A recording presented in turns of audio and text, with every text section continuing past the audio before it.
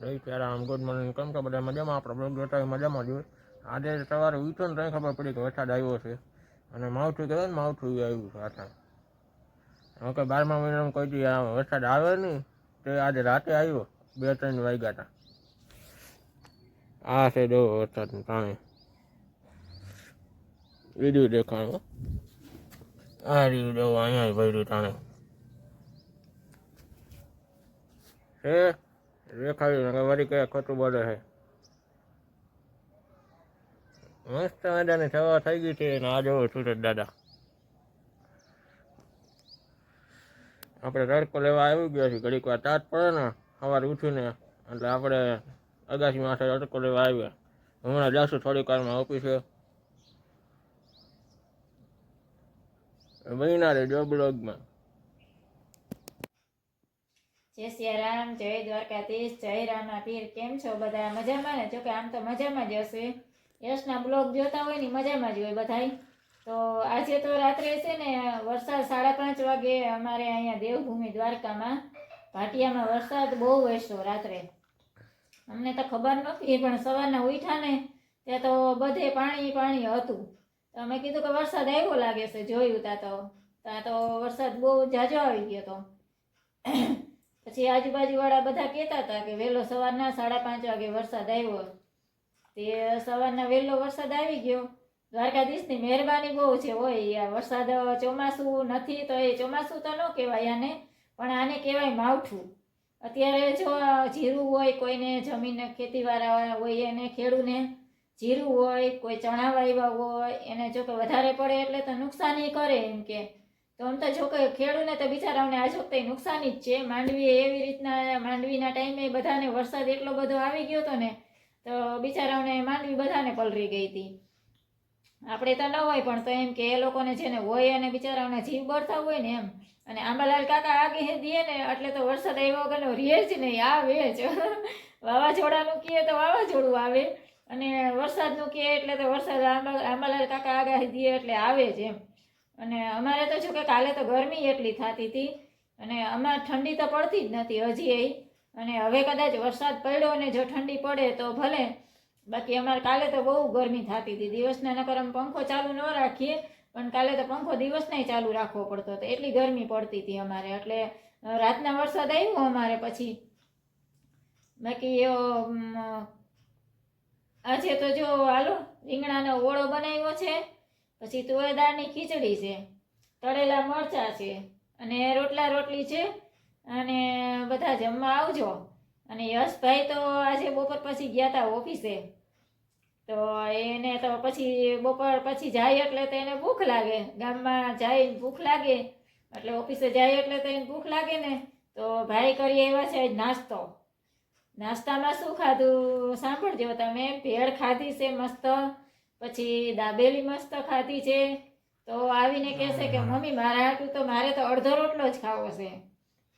તમે કીધું કે એમ થોડું કાલે કે અડધો રોટલો રોજ, તો કે મેં તો નાસ્તો કર્યો. હું ભલે બોલ.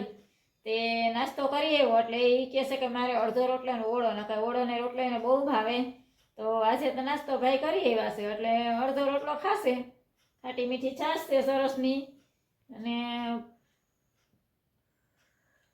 બાકી કેમ છો? મજામાં છો ને બધા? આમ તા ને બીજું શું કે આજે તો હું જો બજારમાં ગઈ હતી, થોડું કામ હતું એટલે બજારમાં ગઈ હતી. ત્યારે તો યશ હતો ઓફિસે, એના પપ્પા તો હતા નહીં, કલ્યાણપુર જવાનું હોય એકાત્રા એટલે એ કલ્યાણપુર ગયા હતા.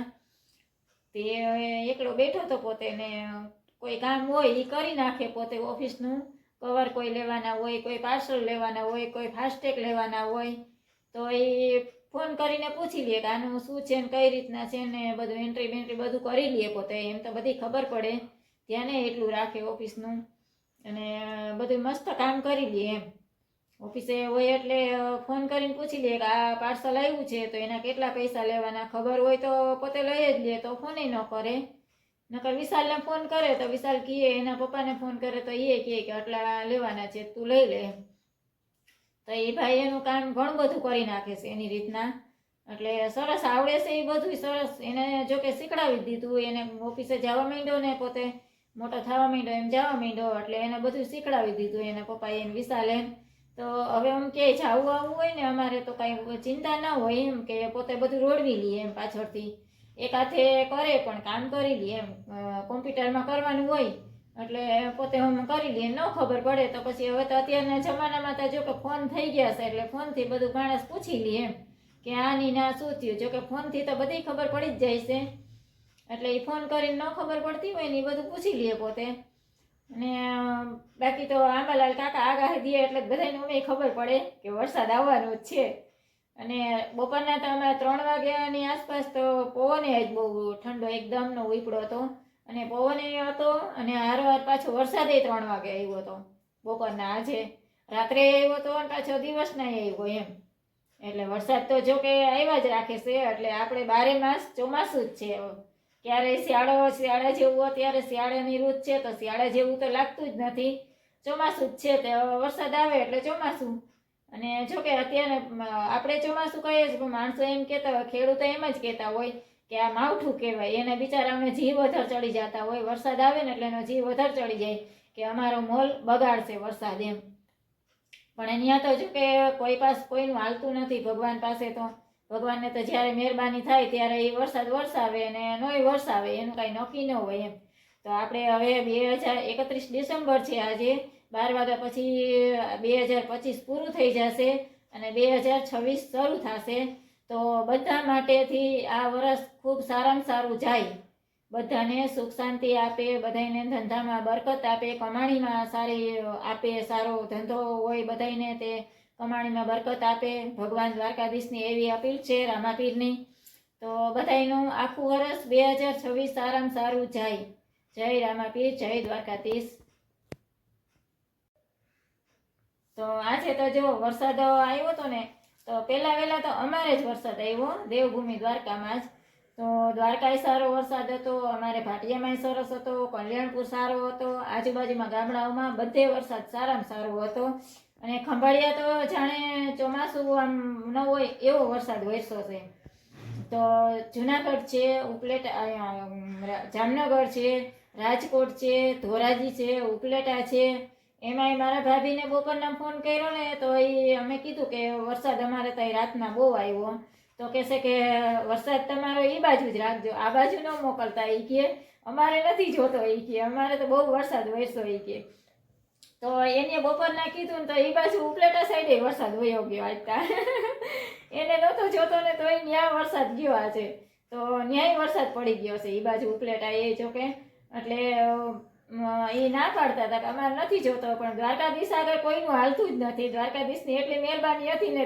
એ બાજુ વરસાદ વયો ગયો એટલે તો મારા ભાભી કહેશે કે હવે હાલો હવે તમે ફોન મૂકો અમારે હજી રોટલી બાકી છે જમવાનું તમે મમ્મી દીકરો બે જમીને બેઠા છો ને ફોનમાં વાતું કરો છો એ છે અને અમારે જમવાનું બાકી છે તો મેં કીધું તમારે વરસાદ આવશે એ તો એ કે આવે તો ભલે આવે ના નથી પડાતી પણ અમારે જોતો નથી કે મેં કીધું ના વરસાદ તો તમારે આવવાનો જ છે ભાભી ગમે એમ કરો તમે અને વરસાદ આવે ને એટલે તમે મેં કીધું ભાભી વરસાદમાં નાહીતા લેજો મેં કીધું નાવું તો પડે ને વરસાદ પેલો વરસાદ માવઠાનો વરસાદ થાય એટલે તો ભાભી નવડાવી દેવાના તો ભીના થઈ જાજો તમે મેં કીધું તો કે હા એ સાચી વાત તમારી કે તો એ કે ના નથી જોતો એ કે મેં કીધું તો વરસાદ તો તમને આજે આવવાનો જ છે જોજો હું અમારે અહીં એટલી ગરમી છે ને તો કે હું મારા ભાભી કહેશે કે હું આજે તમારા ભાઈને કાલે કહેતી હતી કે આમ દ્વારકા બાજુ કે જો તો કેટલું બધું કે આમ વરસાદ હોય ને એવું લાગે છે હું તમે બોલ્યા હતા ને એટલે જ અમારે વરસાદ આવ્યો નકર તમે ન બોલ્યા હોત તો અમારે વરસાદ ન આવત તો એ હસવા માંડ્યા એમ મારા ભાભી તો ભાભી જ છે હો બાકી પણ હાવ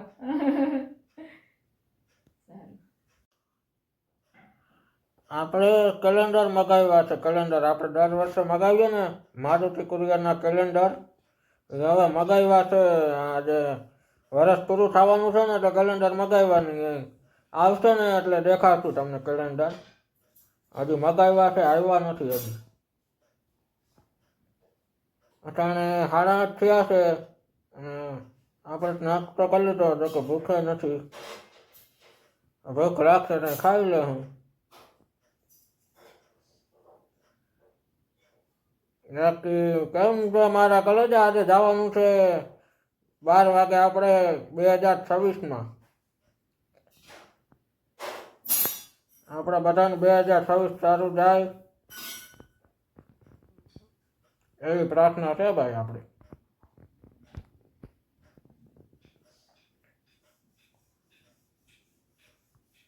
આ વિડીયો ગમ્યો હોય લાઈક કરજો, શેર કરજો, કમેન્ટમાં જણાવજો કેવો લાગ્યો વિડીયો. તો ચાલો મળીએ બીજા બ્લોગમાં.